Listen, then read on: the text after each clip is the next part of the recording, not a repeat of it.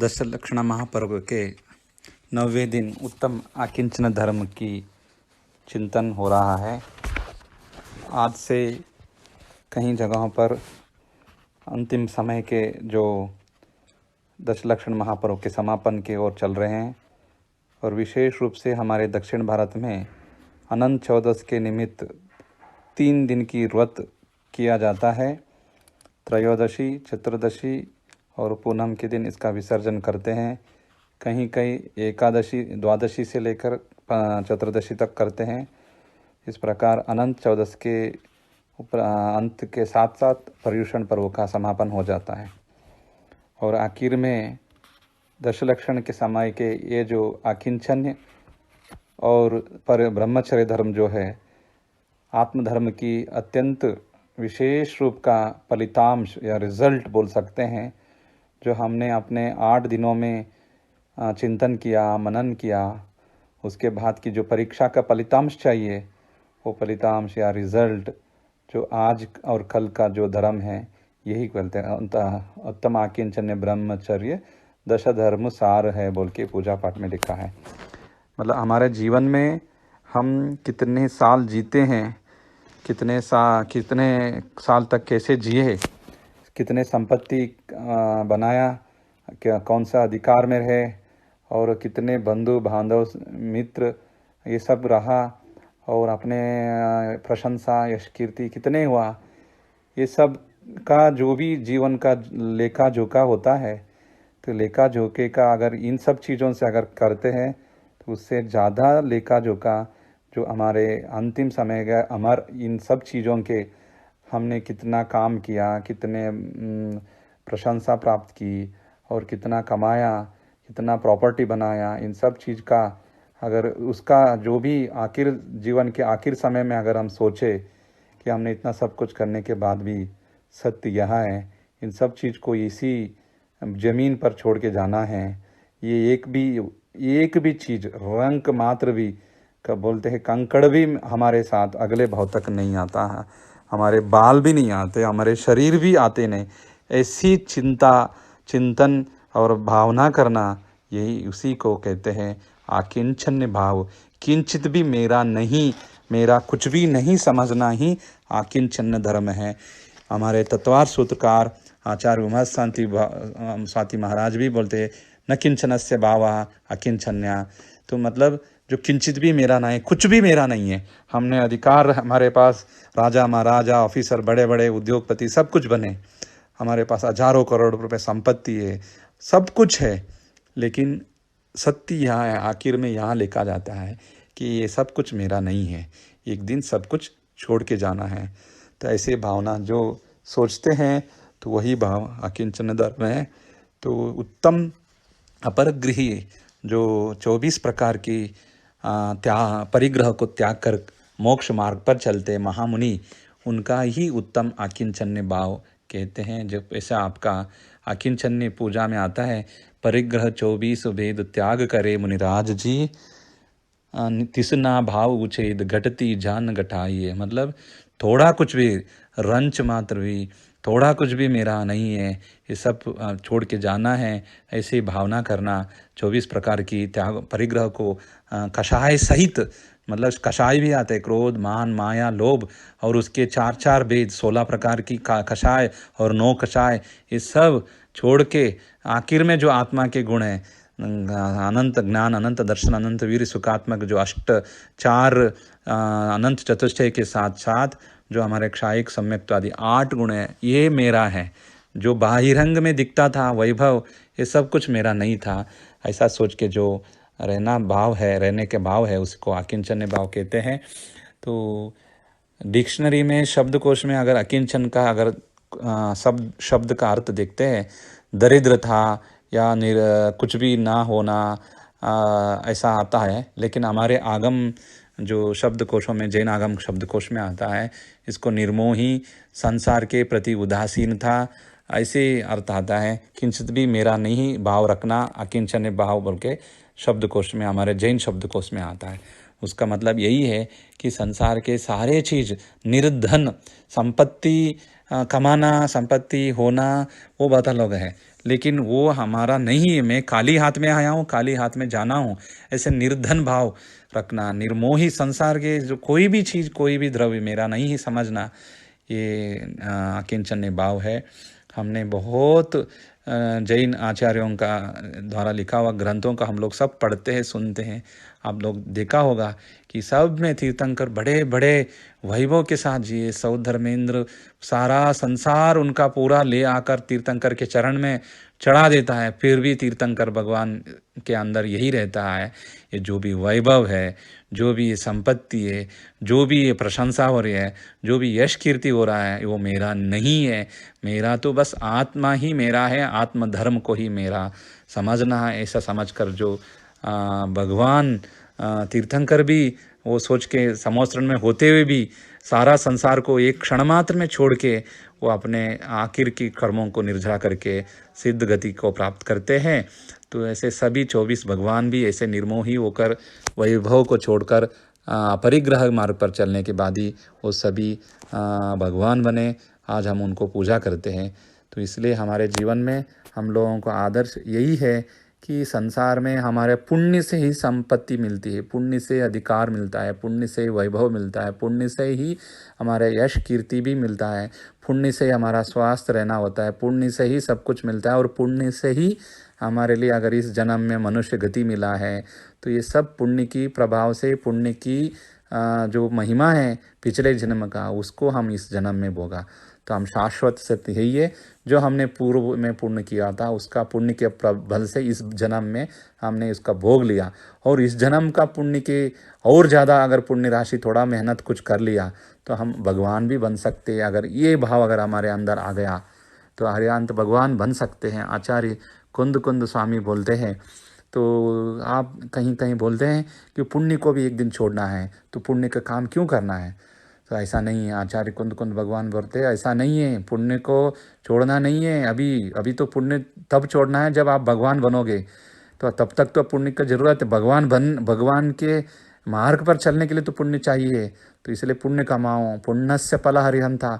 आप दान करो, चतुर्विध दान में लगाओ, मंदिर बनाओ, पूजा प्रतिष्ठा कराओ, साधु जनों को सेवा करो, आहार कराओ, शास्त्र दान करो, विद्या दान करो, जितना हो सकते उतना मंद कषाय से रहकर सब कुछ दान करो। इसका फल क्या मिलता है? सद्गति मिलता है। सद्गति बोले तो मनुष्य गति मिलता है। मनुष्य गति बोले तो हो सकता है हमारे लिए अगर निर्मोही साधुजनों की सेवा करने से अगर वापस जैन धर्म ही अगर मिल गया तो जैन धर्म मिल गया तो हमारे लिए साक्षात तीर्थंकरों के समय में अगर साक्षात तीर्थंकर ना भी बने, लेकिन तीर्थंकर के जन्म काल में अगर हम लोग जन्म लिया तो हमारे जन्म भी सार्थक हो जाएगा। इसलिए बोलते हैं पुण्यस्य फल हरंता। हम लोग ग्रंथों में पढ़ते हैं कितने तीर्थंकर के समय में हजारों करोड़ों लोगों ने उनके सामने दीक्षा ली, स्वयं दीक्षा ली, और तीर्थंकर समूह शरण में हरिहंत पद में रहते रहते उनके सामने हजारों लोग मोक्ष चले गए। महावीर भगवान, चाहे पारसनाथ भगवान, चाहे आदिनाथ भगवान, सबकी पुराणों को निकाल के देख लीजिए। उसमें समूह शरण में भगवान अभी भी दिव्य ध्वनि के उपदेश दे रहे, लेकिन उस बीच में कितने ही लोग भव्य जीव वो मोक्ष को प्राप्त कर लिया। ये कारण है उसका समय का सदुपयोग कर लिया। अभी भगवान है, भगवान के सामने हम दीक्षा ले लिया, फिर मेरा भी कल्याण हो जाएगा बोल के उन्होंने वैराग्य प्राप्त करके दीक्षा ली। ये तो हो सकता है चतुर्थ काल या उसका उस समय का बात होती है, लेकिन ऐसा नहीं है।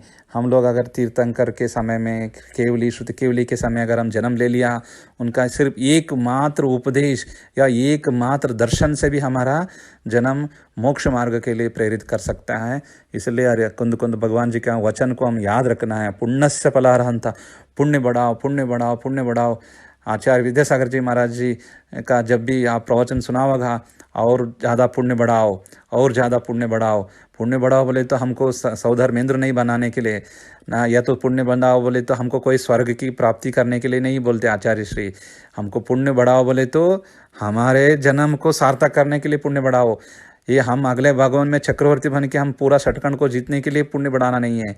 हमको ऐसा पुण्य चाहिए, कम से कम भी अगर ऐसा हो, कोई भी अगर तीर्थंकर के समय या केवली शुद्ध केवली के समय भी अगर हमारे लिए जन्म होने का अगर मिल गया पुण्य, तो हमारा जन्म उनके दर्शन सुनने का मात्र से ही क्षायिक सम्यक दर्शन को प्राप्त करके उसी जन्म तद्भव मोक्षगामी हो सकते हम पुराण में देखते बाहुबली उसी भव में चले गए, भरत उसी भव में चले गए, और भी बहुत सारे अपने अपने जीवन में उनके उसी भाव में चले गए। लेकिन उसी भाव का जाने का हम लोग तो पढ़ लेते, उसके पहले के भाव कितने वो लोग कष्ट किए, कष्ट सहन कर लिए, कितना तपस्या कर लिए, कितना 12 भावना 16 कारण 10 लक्षण धर्म को कितना किए होंगे। उन सब का पुण्य का फल है अरिहंत पद मिला उनको। जो कर्म की निर्जरा करते हैं चारों कर्म को, वो सब अरिहंत बनते हैं। जो 4 कर्म को निर्जरा करके अरिहंत बनते हैं वो सब सिद्ध बन सकते हैं। तो हम भी उस सिद्ध या सिद्धि प्राप्ति करने के लिए, उस आत्मधर्म को प्राप्त करने के लिए ये अकिंचन भाव रखना जरूरी है।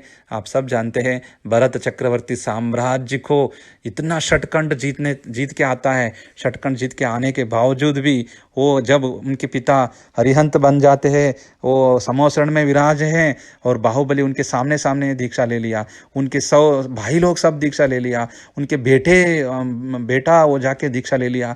तो उसको लग रहा है कि मैं क्या कर रहा हूँ, ये सब तो जो चीज़ नहीं चाहिए बोल के वो लोग सब छोड़ के जा रहे हैं, मैं उस चीज़ के ऊपर मैं आकर्षित होकर बैठा हूँ, ये तो मुझे भी नहीं चाहिए बोल के जब तब संबोधन होता है, तुम इस चक्रवर्ती पद को भोगना पड़ेगा क्योंकि तुम पहला चक्रवर्ती हो, जो तीर्थंकर के पुत्र भी हो, तुमको कोई विकल्प नहीं रखना चाहिए। लेकिन ये जो पुण्य से मिला हुआ पद है उसको भोगना पड़ेगा बोले तो हाँ अच्छा ठीक है मैं भोगूंगा, लेकिन मैं इसके ऊपर आसक्ति नहीं रखूंगा बोल के वो अंदर से हम तैयार हो जाते हैं। अंदर से अंदर तैयार होने के बाद तो हम लोग बोलते कीचड़ में कमल खिलता है। ऐसे ही इतने 96,000 रानियां और संपत्ति, घोड़े, हाथी, नवनिधि, 14 रत्न, कितना कितना उनके पास हुए बाप वो, लेकिन ये सब होते हुए भी वो एक ही बार सोचता मेरा जो है ये नहीं है, मेरा जो है मेरे अंदर है, ये जो मेरा नाम से जो है वो मेरा नहीं है बोल के वो सोच के अपने भाव को विशुद्धि को बढ़ाते हैं। हर रोज साधु जनों का निरीक्षा करते हैं, आहार दान देना है। आज कोई भी एक साधु का दर्शन हो जाए, कोई एक साधु के लिए भी एक ग्रास आहार देने का पुण्य मिल जाए, मेरा कल्याण, मेरा सार्थक हो जाएगा जीवन। कोई भी अगर अच्छा फूल लाए, कोई फल लाए, कोई अच्छा द्रव्य लाए, मैं आज जिनेंद्र भगवान की बहुत बड़ा पूजा करूँगा, इंद्रध्वज पूजा करूँगा, कल्पद्रम पूजा करूँगा, ऐसे सोच के इतना भगवान की पूजा की, इतना विशुद्धि बढ़ाया। तो उसके लिए कितना देर लगाया, वो जब जट से वो दीक्षा ली फट से उसको केवल ज्ञान हो गए। वो सिर्फ 48 मिनट कहते हैं उनको, एक मुहूर्त के अंदर उनको अरिहंत पद मिल गया। तो उसका अरिहंत पद मिलना बोले तो वो कितना पद में रहते हुए भी, तो कीचड़ में रहते हुए भी मेरा नहीं बोल के जब ऐसा था तो इसलिए उनको जल्दी अरिहंत पद मिला। तो हमारे इस गृहस्थ जीवन में भी हमको यही सोचना है। तो हम लोग मेरा मेरा मेरा मेरा मेरा, तो ये सब बस यही हम लड़ते रहेंगे रटते रहेंगे। हमारा परिवार, मेरे बच्चे, मेरे परिवार, मेरे बंधु, मेरा मित्र, ये सब लोग। लेकिन जब आपके इसमें आता है 12 भावना में राजा राणा छत्रपति, उसमें आता है जब मरे आप अकेले अवतरे, मरे अकेला होय, यूं कब हो इस जीवन को साथ सगा ना कोई। बहुत सारे लोग हैं, आज तक कोई भी किसी भी ग्रंथ में उदाहरण नहीं मिला, कोई देश में ऐसा उदाहरण नहीं मरते हुए आदमी को वापस लेके आया बोल के वो अपने साथ हजारों साल तक रखा, ऐसा कोई भी नहीं मिला। हो सकता है 10 दिन ज़्यादा उनको पुण्य ज़्यादा विशुद्धि बढ़ाने से ज़्यादा दिन वो रह गए होगा, लेकिन ऐसा नहीं कि वो उनका मृत्यु जीत के आ गए कोई बोल के, ऐसा कभी नहीं है। कि कभी सबको मृत्यु एक दिन होना ही है, निश्चित है। तो मृत्यु निश्चित है तो हमारा तो यही समझना है कि हमारे संपत्ति, हमारे सगे बंधुजन, ये कोई भी हमारे नहीं है। हमारा तो अनंत चतुष्टय अरिहंत के गुण जो है, सिद्धों के गुण जो है मेरे अंदर है, उसको पहले तराशना है, उसको तलाशना है, यही काम करना है हमको। इसको देखते देखते रहे, बाकी सब तो अपने आप पीछे रहते हैं। सब पुण्य की राशि से हम हरिहंत बने या हमको चक्रवर्ती बने या देव बने, सौधर्मेंद्र बने, कुछ भी बने, लेकिन ये सब तो पुण्य के कारण से सब मिलता जाता रहता है, एक दिन छोड़ के वो भी जाना है। लेकिन निश्चित आत्म तत्व के प्रति हमारा भाव रखे, इसलिए किंचित न किंचन से भावा, किंचित भी थोड़ा भी मेरा नहीं बोल के अपने अंदर इसको धारणा कर दिया तो हम लोग यही सोचना है, हम जब पिछले जन्म में थे हमको पता नहीं, इस जन्म में कोई बताने वाले कोई अवधि ज्ञानी मुनि नहीं है कि हम पिछले जन्म में क्या थे, और इस जन्म में आगे कल क्या होगा हमें पता नहीं, और अगले भाव क्या होगा वो भी पता नहीं। इसीलिए बोलते हैं अतो न किंचित ततो न किंचित यतो यतो न ततो न किंचित। हम पहले जहाँ थे वहाँ भी कुछ नहीं था, आज जहाँ भी वहाँ भी कुछ नहीं मिल रहा है। हम ये भी आशा नहीं रखना है कल तो कुछ हो सकता है, हमको अगले भाव में पुण्य की प्राप्ति के कारण से हमको वो अच्छे सेठ घर में पैदा हो जाएंगे, बहुत बड़ा राजा बनेंगे, देव बनेंगे। ये सब अगर आशा रखते हैं, अगर हम अच्छा काम करेंगे उसका फल निष्फल होगा। तो हमको अपने जीवन में यही धारणा करना है, ना भरत चक्रवर्ती शाश्वत रहा, ना श्री रामचंद्र। आप देखे होंगे राम अपना जीवन में कितना, राम को देखने से आनंद मिलता था। राम जब दशरथ उनको राज्य छोड़ के जाने के लिए कहते हैं तो इतना आनंद हो गया राम, बाकी सब तो रोते हैं, मेरे बाप ने मुझे घर से निकाल रहे, मैं क्यों जाऊँ, ये तो मेरा दादा का घर है, मैं तुमको निकालूंगा। बल्कि आज के समय बाप को ही निकालने वाले आज के बच्चे हैं। लेकिन राम को जैसे ही उनके पिता बोले तुम यहाँ से 14 साल के लिए बाहर जाओ, तो राम इतना खुश हो जाते हैं, पापा मैं तो यही चाहता था, मैं तो ये संसार में अधिकार में आना नहीं चाहता था, आप ही तो आपको ये राजा बनाना था, इसलिए आपने हमको ये सब कुछ किया। लेकिन मैं इतना खुश हो गया हूँ, मैं तो पूरा जंगल में, मैं ऋषि मुनियों के बीच में रहना चाहता हूँ, मैं आनंद से रहना चाहता हूँ, बोल के वो निकल जाता है। तो आनंद से रहने का जो, इसलिए राम को कोई भी देखते थे, जंगलों में भी देखते थे, राक्षस भी देखते थे, सब उनको देखते आनंद होते थे। राम के अंदर कोई भी रंच मात्र भी संसार के प्रति उनके आकर्षण नहीं है। उसको देखते रहे से राम आज भी श्री रामचंद्र को सब याद करते हैं। तो यही कारण है कि उनका निर्मोह उदासीन प्रवृत्ति और संसार के प्रति उनका उदासीनता और अपने आप में वो जो तल्लीनता रहते थे, और उस कारण से वो अकिंचन भाव के कारण से आज उनको याद करते। जितने 24 भगवान सब अकिंचन धर्म को यथावत पालन किया, 24 प्रकार के सब परिग्रह को, कषायों को, नौकषायों को सब छोड़ दिया, राज परिवार सब छोड़ दिया। आज हमारे बाल अगर सफ़ेद होते हैं तो उसको सफ़ेद बाल लाल बनाते हैं, पीला बनाने का, गोल्ड बनाने का सब चीज़ आ जाते हैं। लेकिन तीर्थंकरों के चरित्र पढ़ो, उनका बस एक बाल सफ़ेद दिख गया तो वैराग्य हो गया। तो एक कहीं भी एक तारा टूटते हुए अगर देख लिया वैराग्य हो गया। तो आज के समय में ऐसे सिचुएशन रोज आते हैं, लेकिन कोई किसी को कुछ भी वैराग्य होता है, वैराग्य भी होते हैं। तो कैसा होता है, तो कुछ क्षणक्षले होता है, स्मशान वैराग्य बोलते हैं ना। सब लोग जब मशान में जाते हैं, स्मशान में जाते हैं, शमशान में किसी को अगर संस्कार करने जाते हैं, सब वहाँ खड़े होके सब बोलते हैं भाई ये तो आज इनका मरण हो गया, आज इनका तो जाना हो गया, कल हमारा भी होना ही है, ये निश्चित बोल के वहाँ बैठ जाते हैं। फिर उनको दान क्रिया सब कुछ करते हैं। फिर वो स्मशान से बाहर रास्ते में आते ही चालू हो जाते हैं कि मैं वो करना है, मुझे ये करना है, वो करना है, ये करना है बोल के चालू हो जाते हैं, फिर संसार में लिप्त हो जाते हैं। इसलिए आज के समय के जो भी वैराग्य वो स्मशान वैराग्य है। तो स्मशान में जाने तक की वैराग्य रहता है, स्मशान से आने के बाद सब भूल जाते हैं।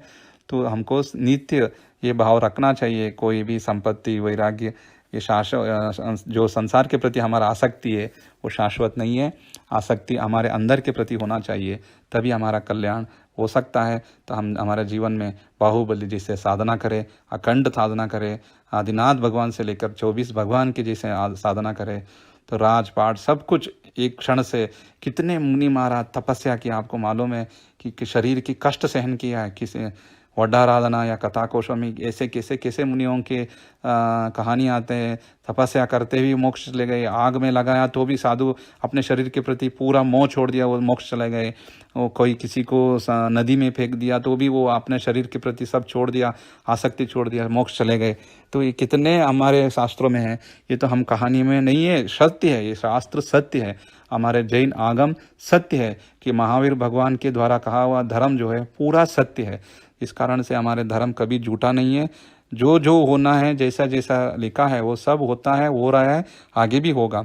यही हम धारणा करना है और हमारे धर्म के प्रति आस्था जगाते हुए और आत्मधर्म को हम जगाना है। आत्मा के प्रति हमारा आसक्ति रखना है।